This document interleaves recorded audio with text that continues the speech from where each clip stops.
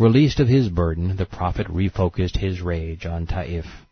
After all, this had been the town whose leaders had once said, "If God needed a messenger, he would have chosen somebody better than you."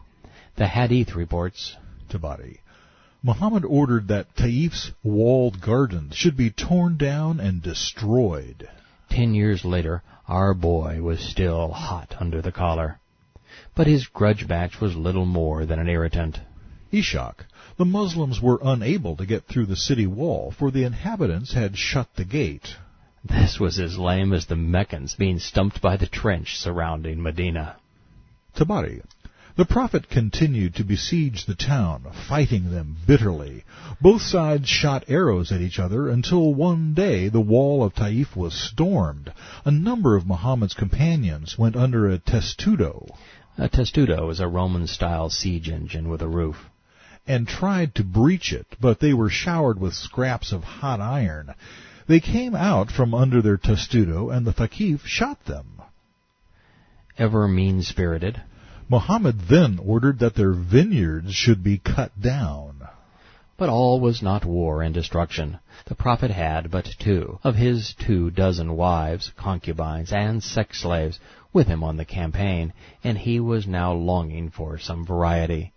So both the historian and the biographer tell us. Muhammad told Bakr, "I saw in a dream that I was given a large bowl filled with butter. A cock pecked at it and split it. O Messenger of Allah, I don't think that you will attain what you desire today." Wouldn't you just love to turn Sigmund Freud loose on that one? Anyway, that was it. The Muslim militants packed up their camels and headed home, grumbling all the way. Tabari, by Allah, I did not come to fight for nothing. I wanted a victory over Taif, so that I might obtain a slave girl from them and make her pregnant. Oh, how lovely of them. On the way back home, Ishaq, Ka'b ibn Malik reacted to the apostles' decision. He said, "We put an end to doubt at Khaybar, but we gave our swords a rest.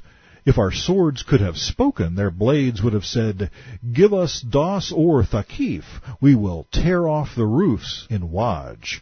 We will make homes desolate. Our cavalry will come upon you, leaving behind a tangled mass.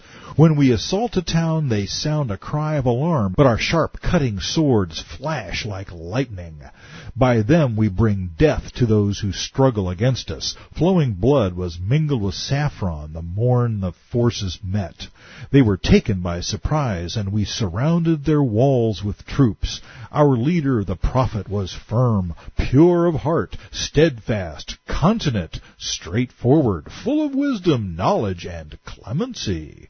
He was not frivolous nor light-minded. We obey our Prophet, and we obey a Lord who is the compassionate, the Ar-Rahman. We make you partners in peace and war. If you refuse, we will fight you doggedly." The sword of Islam has spoken. Ka'b continued with these words. Ishaq, our onslaught will not be a weak, faltering affair. We shall fight as long as we live. We will fight until you turn to Islam, humbly seeking refuge. We will fight not caring whom we meet. We will fight whether we destroy ancient holdings or newly gotten gains. We have cut off every opponent's nose and ears with our fine swords. We have driven them violently before us at the command of Allah and Islam. We will fight until our religion is established, and we will plunder them, for they must suffer disgrace. The oldest witness of Islam's formation, of Muhammad's words and deeds, has spoken. Nothing more need be said. This is fundamental Islam. The next poem begins as a fairy tale. It also ends as a nightmare. Ishaq, Shaddad said this about the apostles' raid on Taif. Don't help Alat, one of Allah's pagan daughters. for Allah is about to destroy her. How can one who cannot help herself be helped? She was burned in black smoke and caught fire. Those who fight before her stone are outcasts. When the apostle descends on your land, none of your people will be left when he leaves. Under the heading, The division of booty captured at Hunain, and conciliation gifts given to gain men's hearts. we find that the disgruntled mercenaries needed to be appeased. Ishak, the apostle held a large number of captives. There were 6,000 women and children prisoners. He had captured so many sheep and camels they could not be counted. But since there was no market for the slaves, Mohammed asked his mercenaries to free those he had previously divvied up. Tabari, the Banu Tamim were concerned. They did not want to give up their share. So Muhammad said, "He who holds a share of these captives shall get 6 camels for every slave of the next booty we take." They were postponing gratification. It was so mature of them. So the Muslims returned the women and children captives. But not every mujahideen was so mature. The Prophet was always an exception to his own rules. Ishak, from the captives of the Hunain, Allah's messenger gave His son-in-law, Ali a slave girl called Baitab, and he gave future Caliph, Uthman a slave girl called Zainab, and future Caliph. Umar another.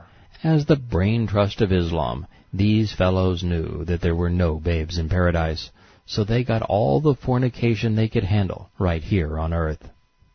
Umar palmed off his prize on his son Abdallah, who scurried off to the Kaaba to pay tribute to the idol for whom he had been named. He said, "I will take her when I return." But alas, the Islamic dictator said, "Let her go, for her mouth is cold, her breasts are flat. You did not take her as a virgin in her prime, or even full-figured in her middle age." Even religious rapists have their standards. Still bickering, the Muslims who had followed the Prophet into battle yelled, In Tabari and Ishak, "Muhammad, divide the spoil and booty of camels and cattle among us." They forced the Prophet up against a tree, and his robe was torn from him. Muhammad cried, "Give me back my robe. If there had been more sheep, I would have given you some. You have not found me to be niggardly, cowardly, or false." Oh, yes, they had, which is why they had so little regard for him. We were just told, In Tabari, he had captured so many sheep and camels they could not be counted. it is little wonder Mohammed prayed, "O Allah, I seek refuge from you from distress and sorrow, from helplessness and laziness, from miserliness and cowardice, from being heavily in debt, and from being overcome by men." Let's think about this for a moment. Mohammed had led 12,000 armed militants against a tribe of sheep herders. They had slaughtered the men, stolen their property, and taken 6,000 women and children captive. It came time to pay the pirates their usual share from the spoil, and Mohammed reneges. He changed the rules and promised to pay them later, out of a future raid. The first Muslims became angry. They ganged up on their prophet, forced him up against a tree, and tore off his robe. In response, he lied to them. Then, to memorialize the event, the warlord of the world's fastest-growing religion proclaimed that he was distressed, sorrowful, helpless, and lazy. He confessed to being a coward. Then he said that he was miserly, a death sentence if you're a pirate. No matter how many people he enslaved or how much property he stole, he was so irresponsible, he was always broke. And while that's really bad, how can a man of God be Overcome by men. as bad as this affair was for Islam's credibility? Muslim apologists cannot wish it away, for Bukhari documents it too. While Allah's apostle was on his way back from Hunain, the Bedouins started begging for things so aggressively that they forced him to go under a samura tree, where his outer garment was snatched away. On that Allah's apostle stood up in his undies and said, "Return my clothes. If I had as many camels as these trees, I would have distributed them among you, and you will not find me a miser, liar, or coward." In what appears to be a related incident, we learn, Bukhari, while I was walking with the Prophet, he was wearing a Najrani outer garment with a thick hem. A Bedouin came upon him and pulled his garment so violently that I could see the imprint of the hem on his shoulder, caused by the violence of this pull. The Bedouin said, "Give me something from Allah's fortune which you have." The Prophet turned, smiled, and ordered that a gift should be given.